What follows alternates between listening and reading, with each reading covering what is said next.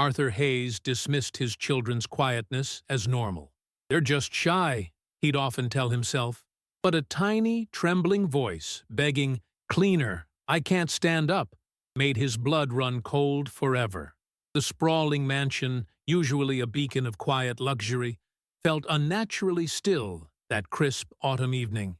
Arthur Hayes, a man whose name was synonymous with innovation and towering success in the tech world, stepped through the grand entrance, the heavy oak door closing silently behind him. He had returned unexpectedly early from a business trip, a rare impulse that tugged at something deep within his often guarded heart. The silence, however, was not the peaceful hush he was accustomed to. It was an ominous quiet, a stillness that prickled at the edges of his awareness. He shed his cashmere coat, his expensive leather briefcases resting momentarily on the polished marble floor, and paused, listening. A faint whimper, barely audible, drifted from the upper floor, a sound that tightened a knot in his chest. It was a child's sorrow, a fragile note in the vast, echoing space. He ascended the grand staircase, his footsteps hushed by the thick Persian rug, his heart beginning to beat with an unsettling rhythm. The whimper grew a little clearer, morphing into a choked sob that tore at the fabric of the silence. It led him instinctively toward the nursery, a room he often visited but rarely lingered in, his mind usually preoccupied with the next big deal or the gnawing ache of a past loss. As he reached the door, which stood slightly ajar, he hesitated for a fraction of a second, a premonition of dread washing over him. He pushed it open gently, the soft click barely registering against the sudden, shocking tableau before him. His 6-year-old daughter, Lily, usually so vibrant and full of life, was huddled in a corner of the room, her small frame trembling, silent tears streaming down her pale cheeks, her eyes wide with a fear that seemed too profound for a child her age. On the floor nearby, his baby son, Leo, nearing his first birthday, whimpered softly, a small, angry red mark visible on his tiny leg.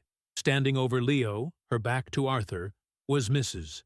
Albright, their housekeeper, her posture rigid, a stark contrast to her usual composed demeanor.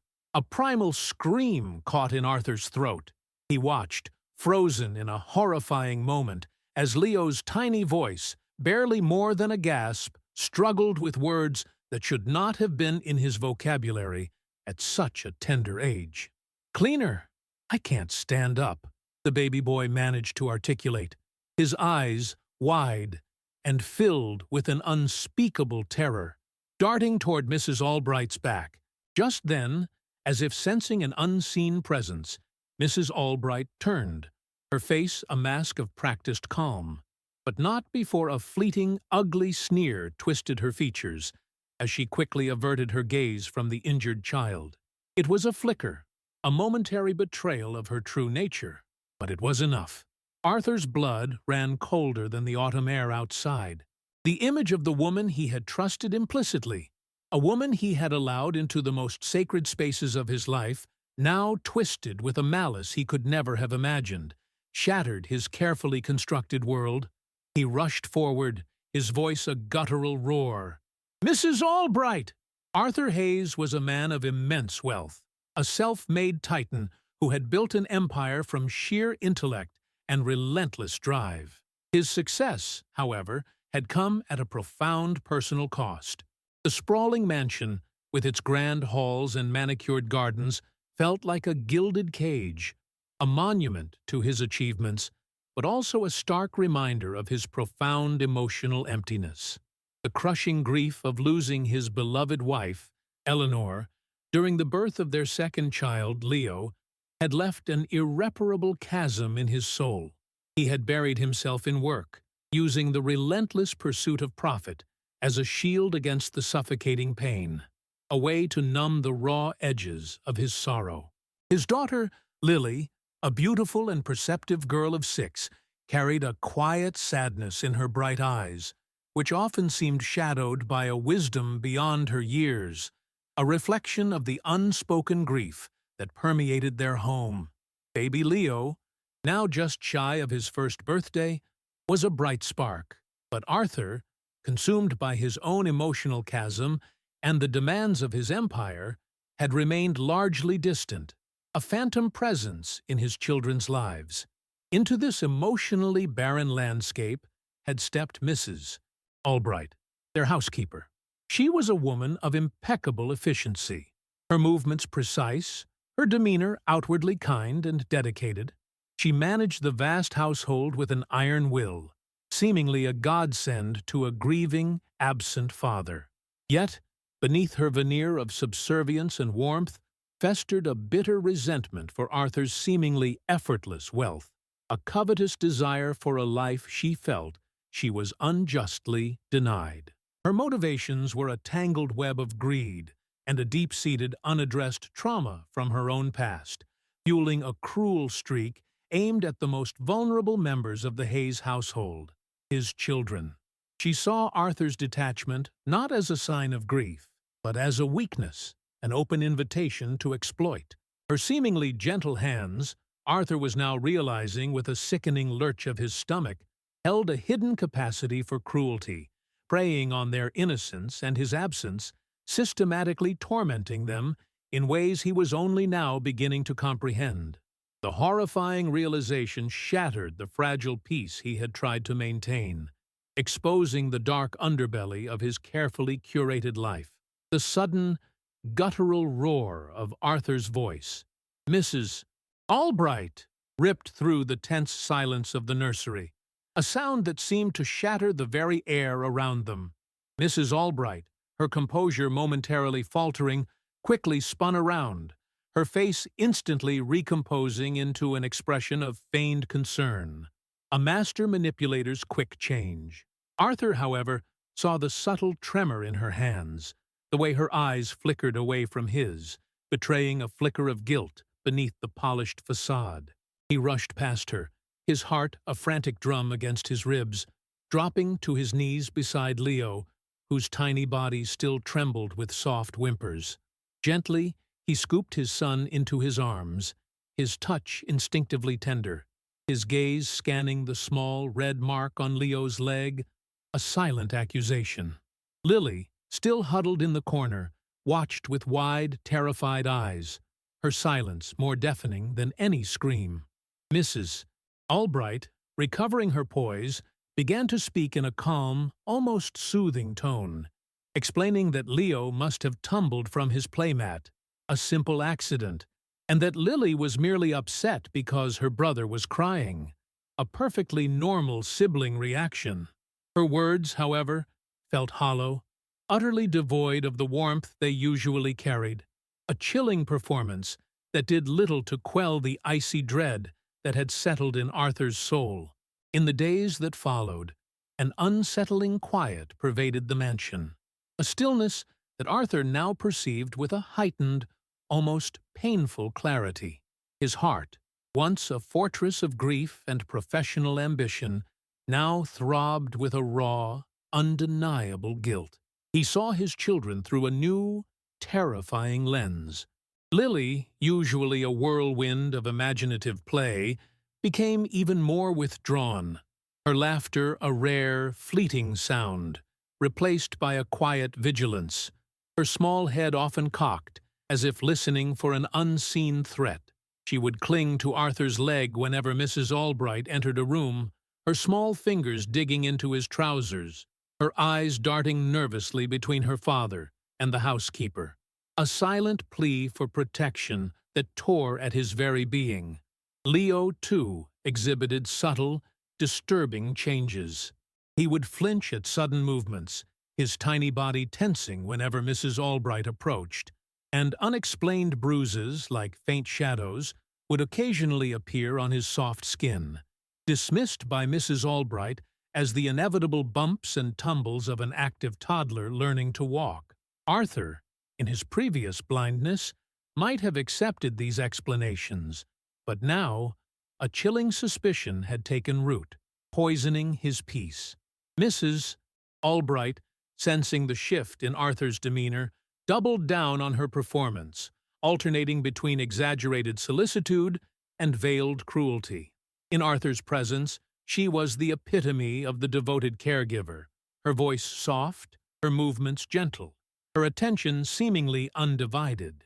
She would fuss over the children, offering them special treats, her smiles saccharine and hollow, designed to lull Arthur back into his complacent trust. Yet, Arthur began to notice the subtle changes in her eyes, the way they would harden when she thought he wasn't looking, a fleeting flash of something cold and calculating whenever a child cried or made a mess. He remembered the locked nursery door he had occasionally found, dismissed as a safety measure for the baby, now reinterpreted as a cage.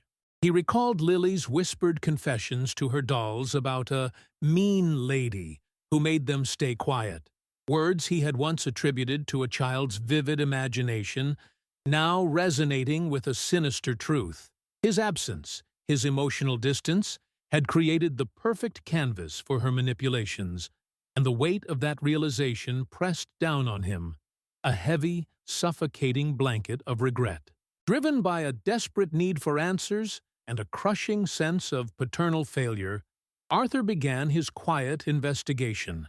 He started by observing Mrs. Albright with an intensity he had never applied to his children, watching her interactions, listening to her words, dissecting every gesture.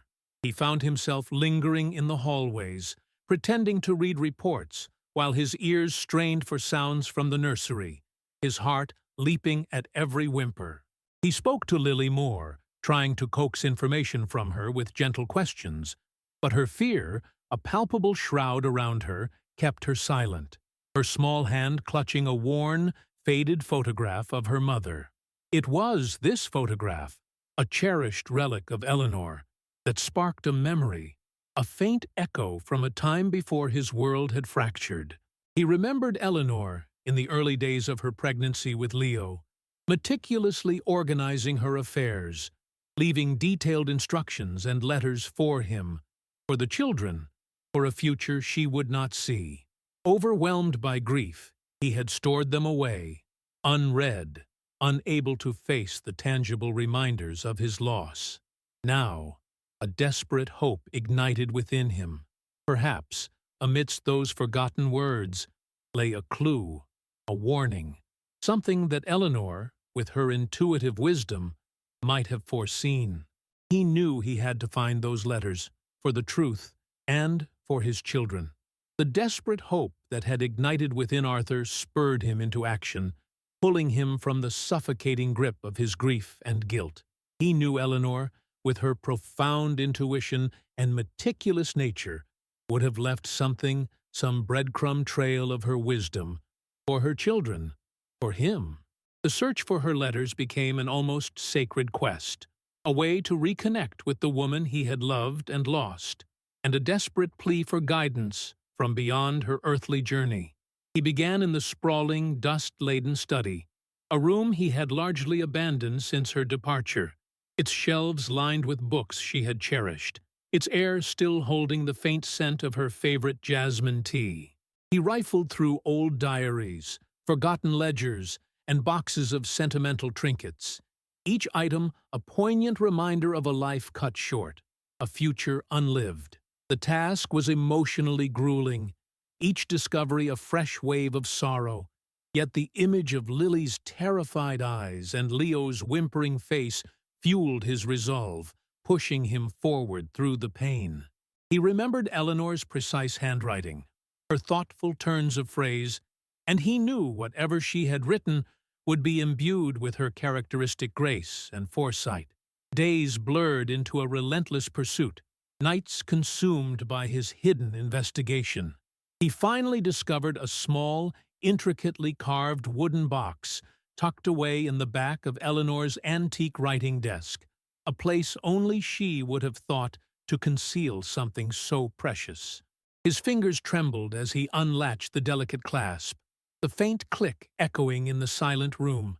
Inside, nestled amongst dried lavender, lay a stack of letters, tied with a faded silk ribbon. Each envelope bore a date, meticulously penned, and a recipient. For Arthur, for Lily, when she is older, and a handful simply marked Thoughts on the Future. His heart ached with a profound mix of grief and anticipation. He carefully untied the ribbon, his eyes falling first upon a letter addressed to him, dated just weeks before Leo's arrival. Eleanor's elegant script flowed across the page, her words a gentle caress from the past. She wrote of her love, her hopes for their children, and then, a chilling shift in tone, she spoke of a growing unease. She mentioned a new housekeeper, a Mrs. Albright, whose efficiency was undeniable, but whose eyes, Eleanor noted, sometimes held a coldness that belied her warm smile. There was an incident with Lily, a small scratch on her arm that Mrs. Albright had dismissed as an accident, but which Eleanor had felt was handled with an unsettling lack of empathy. Eleanor had written, "Arthur, my love, I worry sometimes. Her kindness feels conditional. Please, watch over our children with all your heart. Trust your instincts, always." Sue, the words struck Arthur like a physical blow, confirming his darkest fears, echoing the very suspicions that now tormented him. Eleanor, even in her delicate state, had seen it, felt it, a premonition that he, in his grief and self-imposed isolation, had failed to heed. He buried his face in his hands, the paper crinkling softly, the weight of his past negligence pressing down on him. How could he have been so blind, so consumed by his own pain, that he had missed the warning signs from the woman who knew him best, the woman who had always seen the truth with such clarity?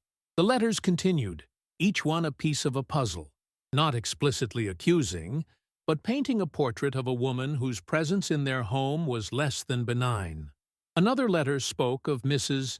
Albright's unusual interest in the family's financial affairs, subtle questions about trusts and inheritances, dismissed at the time by Eleanor as mere curiosity, but now recontextualized as something far more sinister. Eleanor had expressed a vague discomfort, a feeling that something wasn't quite right beneath the polished surface. Armed with this newfound, heartbreaking insight, Arthur's observations of Mrs. Albright intensified, transforming into a calculated surveillance. He noticed how her eyes would linger on the expensive artwork, the antique furniture, a predatory gleam in their depths. He began to set small traps, leaving a valuable heirloom in an unusual place, only to find it subtly shifted, almost imperceptibly, as if someone had handled it, and then tried to restore it to its original position. He started to record conversations, subtly, on his phone, catching snippets of Mrs. Albright's tone when she thought she was alone with the children, a sharp, impatient edge replacing her usual saccharine voice. One afternoon, he overheard her berating Lily for spilling juice, her words laced with a subtle threat about what would happen if Arthur found out, a veiled intimidation that made his blood run cold. Lily, in response, had simply cowered, her tiny body shrinking into itself, her eyes wide with fear. The more Arthur watched, the more the pieces of Eleanor's veiled warnings clicked into place, forming a horrifying mosaic of manipulation and cruelty. He realized Mrs. Albright's dedication was a meticulously crafted facade, a performance designed to secure her position and exploit his family's vulnerability. His guilt, once a suffocating blanket, now transformed into a burning resolve. He knew he could no longer stand by, a passive observer in his own children's suffering. The emotional distance he had maintained, a fortress built of grief, began to crumble, replaced by a fierce, protective love he hadn't realized still dwelled within him. He started spending more time with Lily and Leo, reading them stories, playing games, his presence a quiet, reassuring anchor in their turbulent world. Lily, slowly, tentatively, began to emerge from her shell, her small hand finding his, her eyes, though still shadowed, showing flickers of her former brightness. Leo, too, seemed to blossom under his father's renewed attention, his giggles returning, his small body relaxing in Arthur's embrace. This rekindled connection with his children became his greatest strength, the foundation upon which he would build his fight for justice. He knew he had to gather irrefutable evidence, not just for his own peace of mind, but to ensure that Mrs. Albright's darkness would never touch another child again.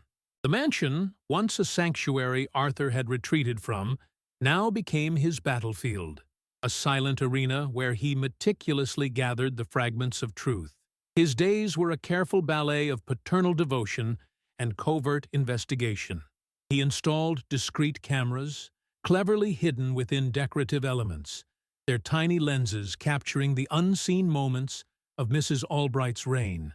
The footage, played back in the dead of night, was a chilling confirmation of his deepest fears. He watched as Mrs. Albright, believing herself unobserved, would snap at Lily for a dropped toy, her voice a harsh whisper, her eyes devoid of the warmth she presented to Arthur. He saw her subtly push Leo when he toddled too close, making it appear an accidental stumble. The baby's subsequent cries met with a cold, impatient glare.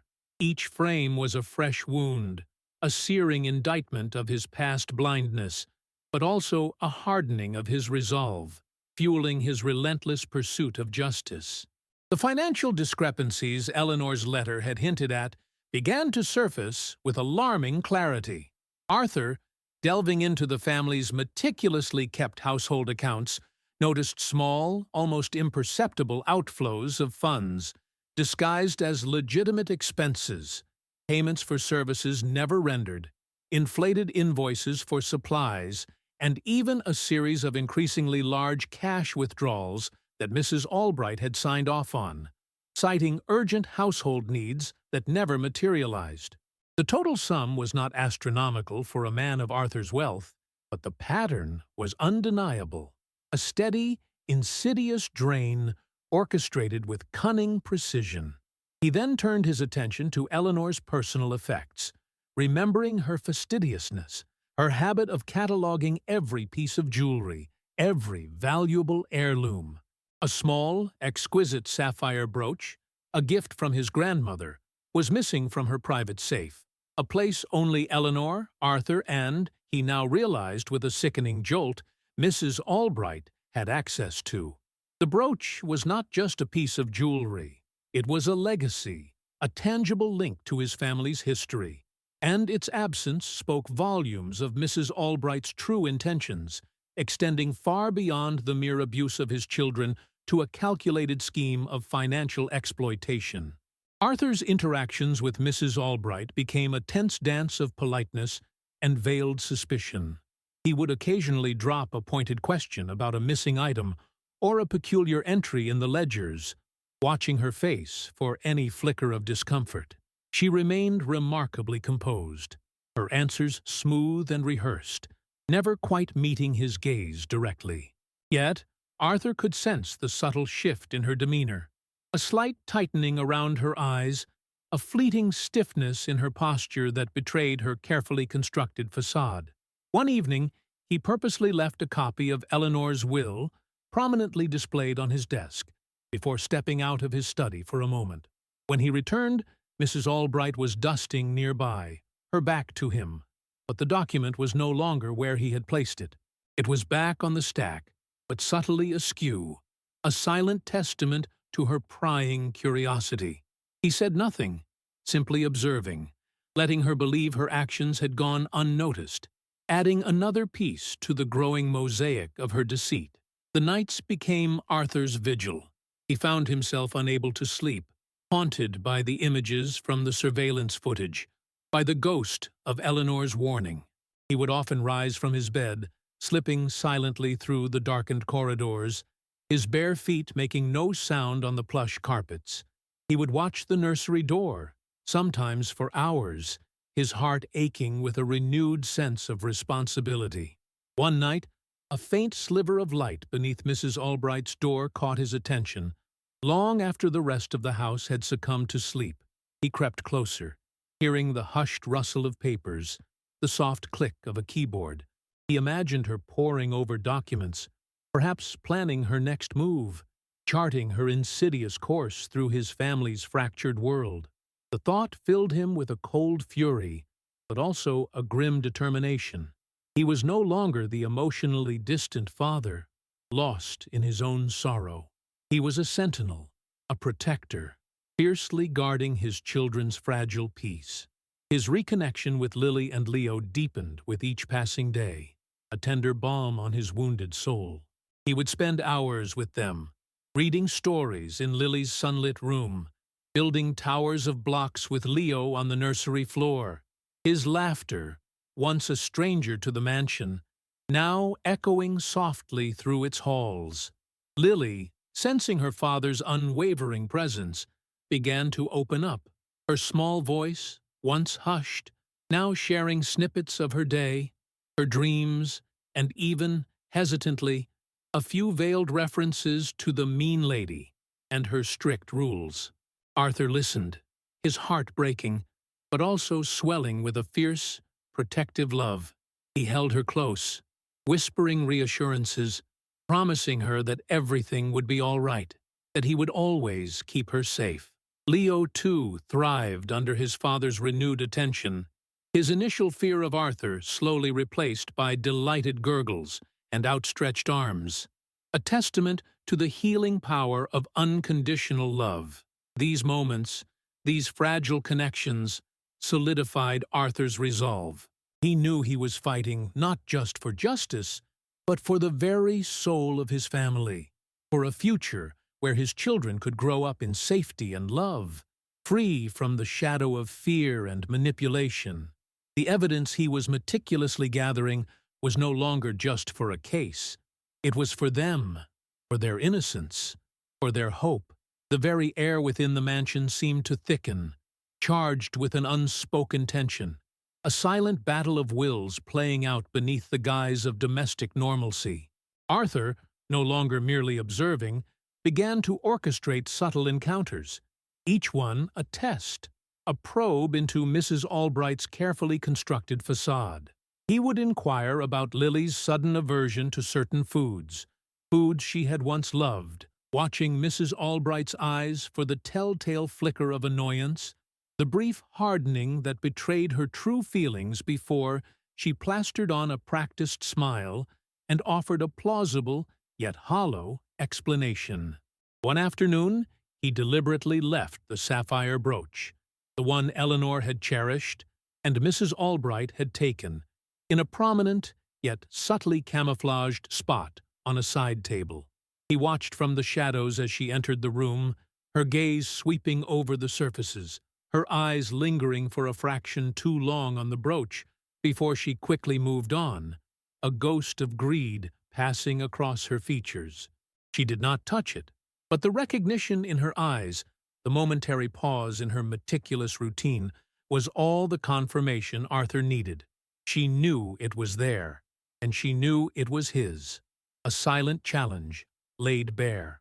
Mrs. Albright, sensing the shift in Arthur's watchful presence, grew increasingly wary, her movements becoming more guarded, her smiles more strained. Yet, the pressure of maintaining her deception, coupled with her deep-seated resentment, began to fray her composure at the edges. One evening, as Arthur was reading to Lily and Leo in the living room, Mrs. Albright entered, ostensibly to tidy. Lily, nestled safely in Arthur's lap, suddenly clutched his shirt tighter, her small body tensing.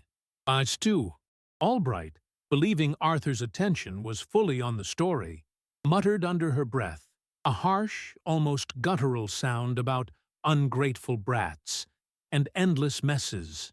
The words were barely audible, a venomous whisper meant for no one but herself, yet they pierced the quiet room, a chilling confirmation of the cruelty that simmered beneath her polished exterior. Arthur's eyes met Lily's, a silent understanding passing between them, a shared recognition of the lurking darkness. He simply tightened his arm around his daughter, a silent promise of protection. The subtle confrontations escalated, transforming into a psychological chess match where Arthur held all the cards, though Mrs. Albright remained oblivious to the extent of his knowledge. He began to leave documents pertaining to the household finances in plain sight, pages detailing discrepancies, highlighting the very figures she had manipulated. He would then casually ask her about specific invoices or expenditures, feigning forgetfulness, watching her carefully as she scrambled for explanations, her voice losing its smooth cadence, a hint of panic creeping into her tone. Her responses became increasingly evasive, riddled with inconsistencies that Arthur, now acutely aware, easily identified. The more he pressed, however gently, the more her carefully constructed world began to crack, showing glimpses of the desperation and underlying anger that fueled her actions. He knew her avarice was a powerful motivator, a hunger that overshadowed any pretense of care. Lily, feeling the warmth of her father's consistent presence, his unwavering gaze, began to unlock the vault of her fear. One quiet afternoon, while drawing with crayons, she pointed to a picture of a stick figure woman with a frown. "She makes Leo cry," Lily whispered, her voice barely audible, her eyes wide as she looked up at Arthur. "And she says if I tell, she'll make me stay in the dark closet." The words, simple and childlike, struck Arthur like a physical blow, a raw, unfiltered testament to the emotional torment his daughter had endured. He gathered her into his arms, his heart aching with a pain so profound it stole his breath. He held her tight, stroking her hair, whispering reassurances, his own voice thick with unshed tears. "You are safe now, my brave girl," he murmured, his resolve hardening further. "Daddy will make sure of it." This small, brave confession from Lily, coupled with the silent, watchful fear in Leo's eyes whenever Mrs. Albright was near, became the emotional core of his fight. Arthur knew the time for subtlety was drawing to a close. He had gathered his evidence, a meticulous collection of surveillance footage, financial records, Eleanor's poignant warnings, and now Lily's heartbreaking testimony. He meticulously organized everything, creating a comprehensive dossier that laid bare Mrs. Albright's systematic abuse and financial exploitation. He spent hours reviewing the footage, each clip a searing indictment, each whisper of cruelty a fresh wound, yet each piece of evidence a step closer to justice. He consulted discreetly with trusted advisors, not explicitly mentioning legal action yet, but outlining a complex situation that required careful, decisive intervention to protect vulnerable individuals. He wanted to ensure that when the moment came, Mrs. Albright would have no escape, no avenue for further manipulation. The quiet nights of surveillance gave way to strategic planning, his grief now channeled into a fierce, protective energy, a resolve forged in the crucible of his love for his children. He was no longer just a titan of industry. He was a father, ready to move mountains for his family's peace. Arthur's resolve, hardened by his children's suffering and Eleanor's prescient warnings, now propelled him forward with an unwavering force. He moved with a quiet intensity, each action deliberate, each step calculated.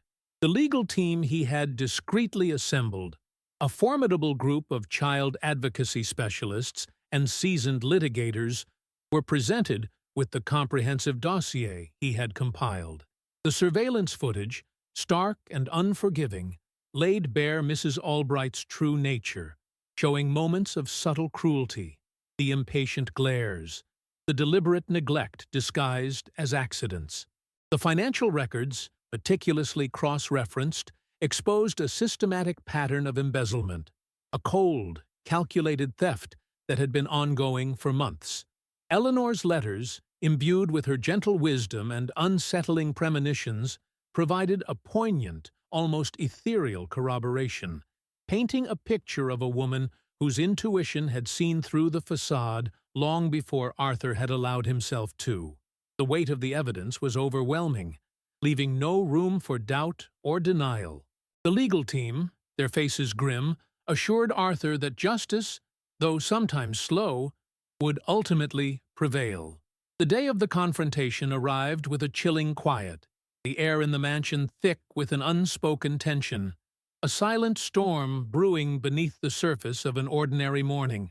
Arthur had arranged for Mrs. Albright to be called into his study, a room that had once symbolized his professional dominance, but now felt like an execution chamber for a trust betrayed. He sat behind his large mahogany desk, the dossier spread out before him, its contents a damning testament to her deceit.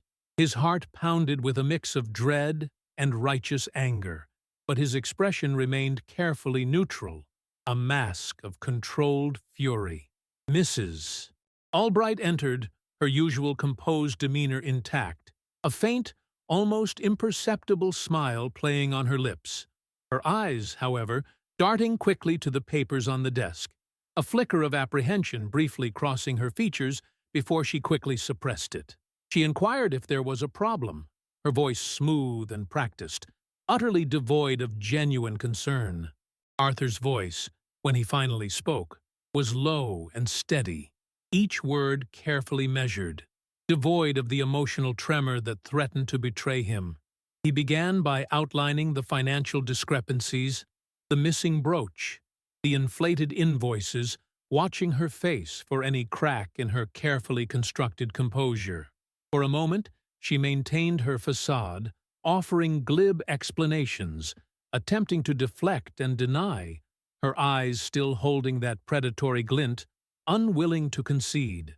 But then, Arthur played a short clip from the surveillance footage, a segment where Mrs. Albright, believing herself alone, had harshly reprimanded Lily for a minor spill, her words laced with an unmistakable venom, her hand hovering menacingly close to the child's tear-streaked face.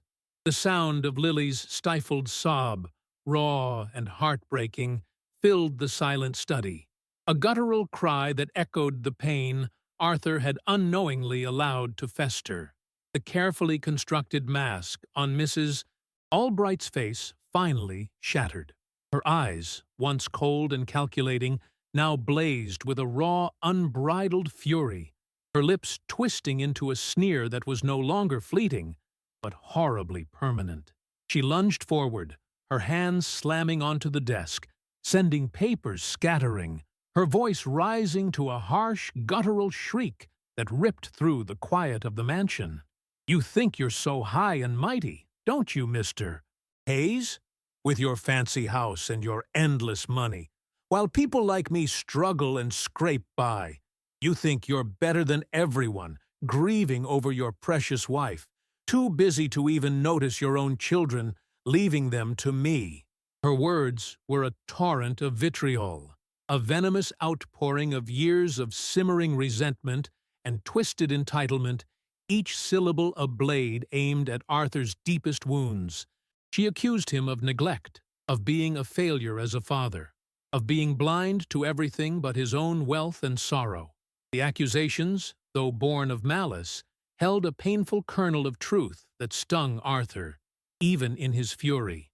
As her outburst continued, fueled by a terrifying cocktail of exposed guilt and seething rage, two uniformed officers, who had been waiting discreetly, entered the study. Their presence, silent and authoritative, seemed to shock Mrs. Albright into a momentary, stunned silence. Her eyes, wide and wild, darted between Arthur and the officers, the realization of her predicament finally dawning upon her. The pretense of the devoted housekeeper, the manipulative caregiver, crumbled completely, revealing the true depth of her bitterness and malice. She began to sob, not tears of remorse, but of self-pity and frustrated anger, her body trembling with a mixture of fear and defiance. The officers moved swiftly, calmly informing her of the charges, their voices a stark contrast to her raw emotion. Arthur watched, his heart heavy, a sense of grim satisfaction warring with the profound sorrow that this woman, whom he had once trusted, had inflicted such pain upon his innocent children. Her removal from the mansion was swift and without further incident, her final, hateful glance at Arthur a chilling confirmation of the darkness she harbored. The immediate aftermath was a strange, unsettling quiet, a vacuum left by Mrs. Albright's abrupt departure. Lily, who had been quietly watching from the doorway, having been drawn by the shouting, slowly approached Arthur, her small hand reaching for his. He scooped her into his arms, holding her close, feeling the tremors in her tiny body, whispering reassurances into her hair. Leo, who had been in the care of a temporary nanny in another part of the house, was brought to them, his baby gaze innocent, oblivious to the storm that had just passed. The children's fear, which had been a constant, oppressive weight in the mansion, seemed to dissipate subtly, replaced by a tentative peace, a fragile hope. Arthur knew this was just the beginning of a long and arduous journey of healing, but with Mrs. Albright gone, a crucial first step had been taken. The house, though still echoing with the memory of her venomous words, also felt lighter, as if a suffocating darkness had finally been lifted, allowing a first, hesitant ray of sunlight to pierce through the gloom. With Mrs. Albright's malevolent presence finally excised from their lives, a profound, almost dizzying quiet settled over the grand mansion, a silence that was no longer oppressive, but held the fragile promise of peace. Arthur, his heart still heavy with the echoes of Mrs. Albright's venomous accusations and the raw pain of Lily's whispered confessions, knew his journey was far from over. This was not an end, but a tender, arduous beginning. He had faced the monster in his home, secured justice, but the deeper battle now lay within, in the careful, painstaking work of mending shattered trust and nurturing the fragile spirits of his children. His days, once dominated by the relentless demands of his empire, now revolved entirely around Lily and Leo. He dismissed most of his staff, opting for a smaller, vetted team, and dedicated himself to being present, truly present, in every moment. He learned to differentiate Lily's quiet contemplation from her moments of withdrawal, to understand Leo's gurgles and cries not just as a baby's demands, but as expressions of his blossoming personality and needs. The legal proceedings, though swift given the overwhelming evidence Arthur had amassed, were a somber affair. Mrs. Albright, stripped of her deceptive facade, faced the full weight of her actions. There was no grand courtroom drama, no need for the children to relive their trauma on a witness stand. The surveillance footage, the detailed financial records, and Eleanor's poignant letters spoke volumes. Justice was delivered with a quiet, resolute finality, a testament to the truth Arthur had fought so fiercely to uncover. The knowledge that she would no longer be able to inflict pain upon any child brought a measure of relief, a sense of closure to a chapter that had threatened to consume his family. Yet, Arthur understood that legal justice, while necessary, was only one facet of healing. The deeper work required patience, empathy, and an unwavering commitment to love.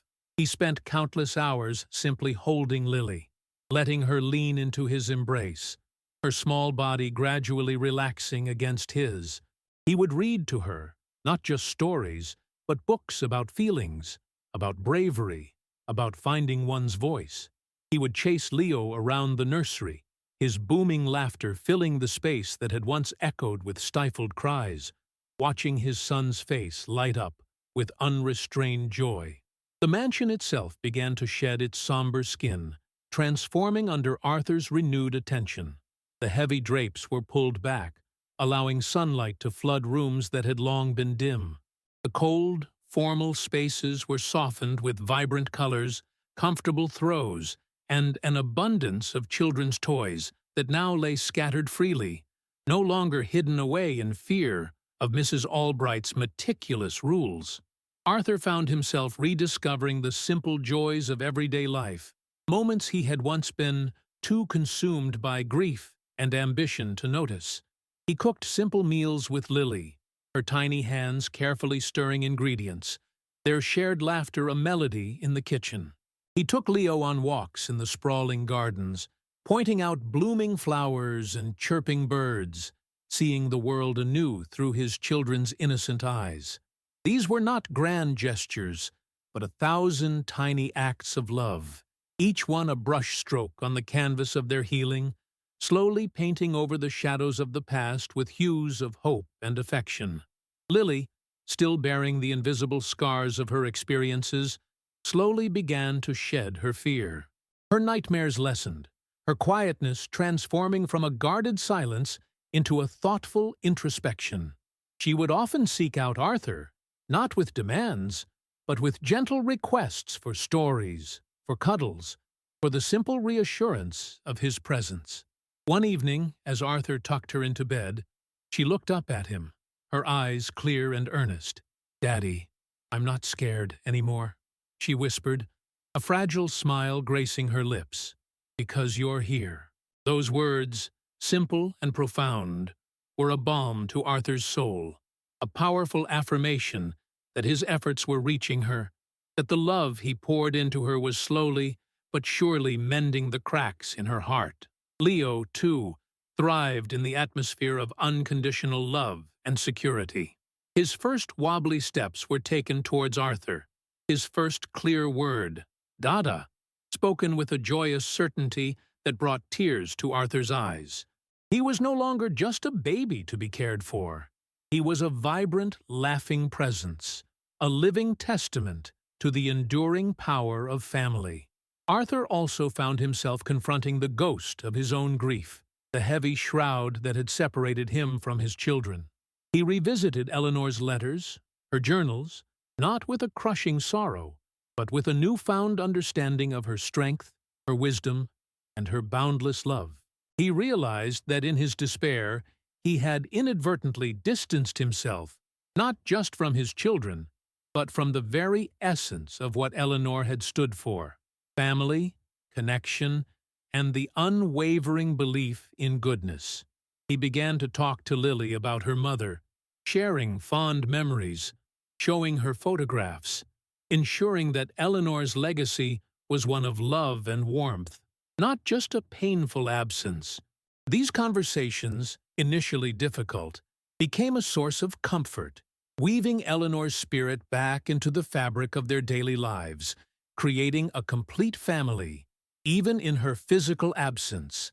The mansion, once a monument to his sorrow, was slowly becoming a home again, filled with the promise of a future built on truth, courage, and the powerful, unyielding force of unconditional love. The path ahead was still long, but the darkness had lifted, replaced by a gentle, steady light. 2 years later, the grand mansion, once a silent testament to Arthur's profound grief and the chilling silence of neglect, hummed with a different kind of quiet, one filled with the gentle rhythms of a family truly rebuilt.